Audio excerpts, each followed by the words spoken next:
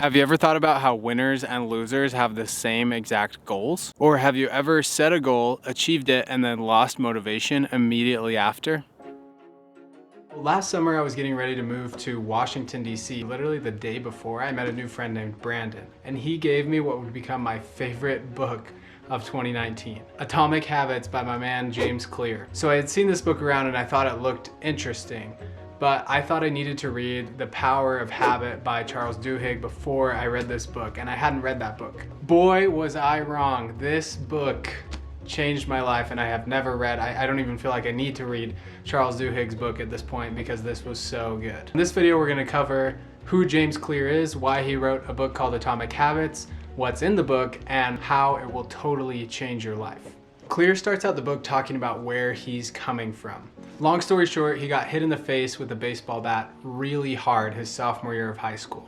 Somebody threw it and it hit him like right, I don't know exactly where, but he was life-flighted to the hospital and he barely survived the incident. He had a super serious concussion and he had to relearn things like walking in a straight line. So basically he was starting from zero or even less than zero when he started learning about habits. He eventually graduated from high school without really ever playing on the baseball team, but was actually able to walk on to the baseball team at his university. He said that he knew he wouldn't be playing baseball anytime soon, so he decided to put his life in order. In his words, he says, also I kind of feel like Mr. Rogers reading this to you. I wasn't going to be starting on the baseball team anytime soon, so I focused on getting my life in order. While my peers stayed up late and played video games, I built good sleep habits and went to bed early each night. In the messy world of a college dorm, I made a point to keep my room neat and tidy. These improvements were minor, but they gave me a sense of control over my life. I started to feel confident again. Those tiny little changes that he made in his life eventually led him to be team captain and receive the highest academic award from his college, as well as becoming an All-American, which was only given to like 39 people throughout the whole nation that year. This book is about how he did that and everything he has learned about habits since. The entire idea behind the book is that small changes can make a really, really big difference. So in the first few chapters, Clear lays the groundwork for the rest of the book by talking about two fundamental things that everybody needs to understand about habits.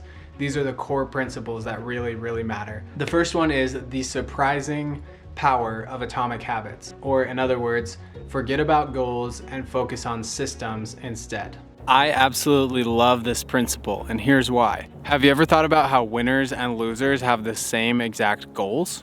Or have you ever set a goal, achieved it, and then lost motivation immediately after? This is the problem with goals. They aren't in harmony with long-term progress. When instead we focus on the habits, the systems that slowly compound on each other, we will blow past the goals that we would have originally set for ourselves. An example of this for me is this YouTube channel. I could set a revenue or a subscriber goal, but I know that's not the right way to go about it. Instead, I'm setting systems to focus on the quality of the content that I produce and how many people it gets in front of. The second fundamental principle that Clear talks about in the book is how our identity shapes our habits and vice versa. We all tell ourselves stories about what type of person we are. We say things like, I'm not a morning person, I hate eating vegetables, I'm always late, etc. These things are subtly influencing our identity.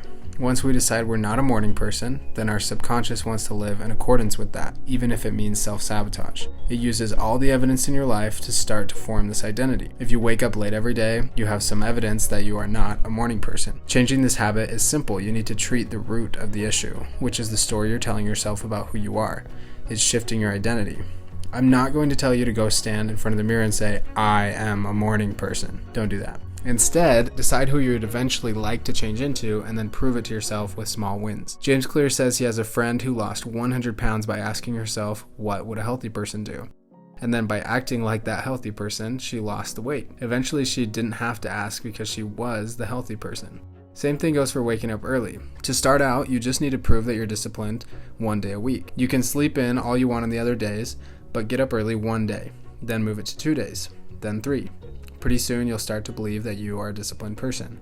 Your results will last. The rest of the book is about the 4 laws of behavior change and the inverted 4 laws of behavior change. So the first 4 relate to how to create a good habit. They are make it obvious, make it attractive, make it easy, and make it satisfying. The inverse of those relate to how to break a bad habit.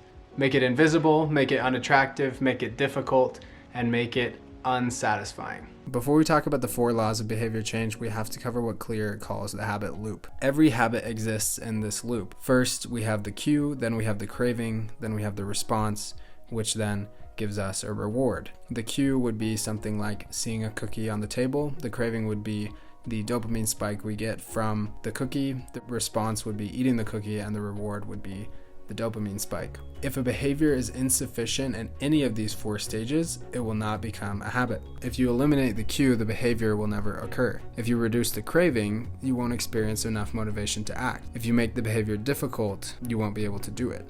And if the reward fails to satisfy your desire, then you'll have no reason to do it again in the future. If any of the first 3 aren't sufficient, the behavior will not occur. Without all 4, a behavior will not be repeated. Okay, jumping now into the first law of behavior change. Make it obvious. The basic idea behind this is that almost all of our behaviors happen on autopilot. To create a new habit, all we have to do is make it more obvious to ourselves. The habit scorecard is the first way Clear suggests doing this. All you need to do is write down all your habits, good or bad, and then observe them objectively. For example, you would write down wake up, check my phone, go to the bathroom, eat breakfast. Then you'd rate each one as either positive or negative. Just the simple act of doing this will make you more self-aware and potentially motivate you to create a new habit or stop a bad one. Combine this with something called habit stacking to make it really powerful.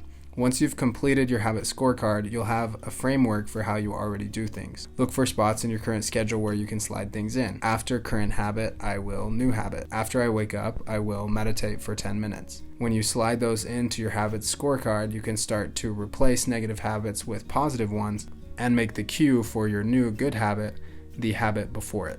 The inverse of making things obvious is to make them invisible. The way that you can do this is reduce exposure to negative cues by removing them from your environment. If you want to stop mindlessly snacking, don't buy the snacks. Get them out of your house and you will snack less. The second law of behavior change is make it attractive. My favorite point from this part of the book is where Clear suggests we join a culture where a desired behavior is the normal behavior.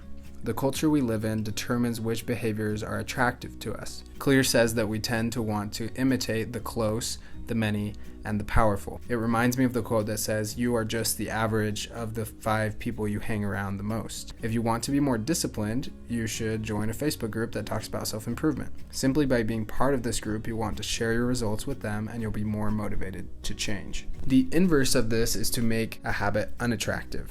You can do this by highlighting the benefits of avoiding your bad habits. One way I've heard about doing this as it relates to losing weight is keeping a really unflattering photo of yourself somewhere where you will see it often. You'll be reminded you don't want to look that way and you'll be motivated to change. Focusing on the unattractive outcome, you being overweight, instead of the attractive action, which is overeating or not exercising. The third law of behavior change is to make it easy. One awesome suggestion in this realm is the idea of starting slow and focusing on the system. Let's say your goal is to wake up at 6 a.m. every day. First, what you should do is set a system for yourself to get home by 10 p.m. every day. That's all you have to do. All you have to do is get home by 10 p.m. Once you've mastered that, set the goal to turn all electronics off by 10 p.m. every day. Once you've mastered that, set the goal to have your lights off by 10 p.m. every day. Then, once you've mastered lights off by 10 p.m. every day, then you can set the goal to wake up at 6 a.m. Notice how waking up early starts with the system, not the goal. You have to be kind to the part of yourself that doesn't want to change and slowly lead it down the path towards the goal that you want to achieve.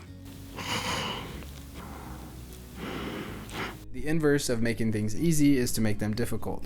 So if you want to get rid of a bad habit, increase the friction on the way to do that. If you want to stop playing video games, for example, turn the video game console off and put the console in the closet after every time you play.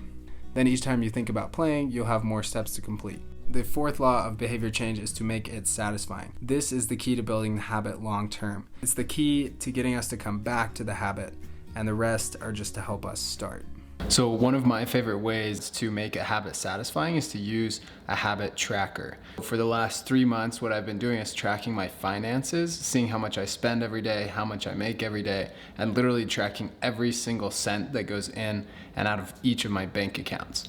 And it's totally changed my life. It's really helped me to save more money, be more aware of what I'm spending. The other thing this does is it creates evidence of your success. It really helps you understand that you are changing and that you are becoming the person that you want to be, which is very, very helpful. The inverse of making it satisfying is to make it unsatisfying. A great way to do this is to get an accountability partner. One thing that I did when I was trying to get my business off the ground was hire a website called commitaction.com. Once a week we would get on a call and my accountability partner would make me tell him the 3 top priorities I had that week. It helped me identify the precise things that I needed to get done that week. It also made not completing those 3 items very unsatisfying when I had to talk to my accountability partner on the phone and tell him that I didn't get them done. So there you have it. This is my favorite book of 2019. It's not my favorite book of all time. I'll grab it. This is my favorite book of all time. That's not a book of scripture, essentialism, but these 2 together, like, this is it's a powerful combo for sure. I hope you enjoyed the video. I personally am always looking for ways to improve. I would love to hear about what you do to apply the 4 laws of behavior change, as well as implementing small things that can become great things, and paying attention to your identity as it relates to your habits. Make sure to share this video with someone who might need it, and you can also purchase this book down below. I'll link down to it in the description. Great to have you on the channel. I love you guys, and I'll see you in the next video.